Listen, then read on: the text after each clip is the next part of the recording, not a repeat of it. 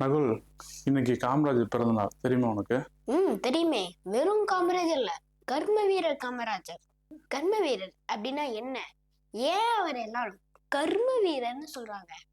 இதே போல மகாபாரத போர் தொடங்கும் போது தர்ம அதர்மத்துக்கிடையே அர்ஜுனன் மனம் வாடும்போது அர்ஜுனா பலன் மேல் கொண்ட பற்றுதலை அகற்றி கர்மயோகியை வாழ்ந்துவிடன் கிருஷ்ணர் சொன்னாரு.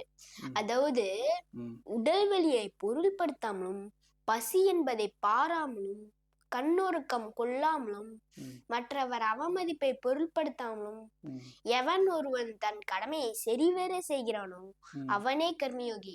அவ்வாறு வாழ்ந்தவன் தான் நம் காமராஜர். அதுக்கு ஒரு சிறந்த உதாரணம், அவர் முதலமைச்சரா இருக்கும்போது ஒரு நாள் ஒரு கட்டு ஃபைல கொண்டு வந்து அவர் முன்னாடி வச்சாங்க. என்னதுன்னு கேட்க, மெடிக்கல் காலேஜ்ல கவர்மெண்ட் கோட்டான்னு ஒண்ணு இருக்கு, அத முதலமைச்சர் ஃபீல் பண்ணலாம், நீங்க பார்த்து யாருக்கு வேணாலும் கொடுக்கலான்னு சொன்னாரு.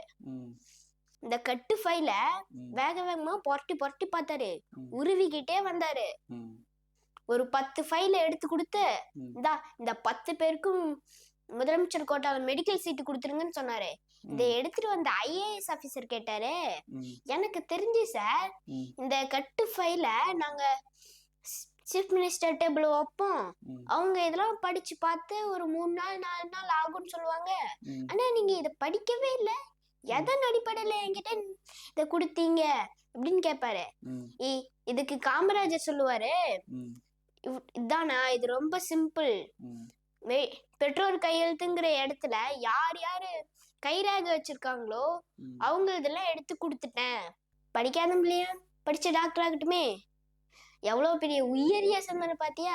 இவ்வாறு வாழ்ந்தவர் தான் நம் கர்ம வீரர் காமராஜர். இதனால்தான் எல்லாரும் அவர் கர்ம வீரர் காமராஜர்னு சொல்றாங்க. ஓகே, புரியுதா? நகுல் ஷார்ட்ஸ் பார்க்குற அனைவரும் தொடர்ந்து வீடியோ பாருங்க, சேனல் சப்ஸ்கிரைப் பண்ணுங்க. நீங்க சப்ஸ்கிரைப் பண்ணாதான் என்னால் தொடர்ந்து வீடியோ போட முடியும். ஓகே, பாய்.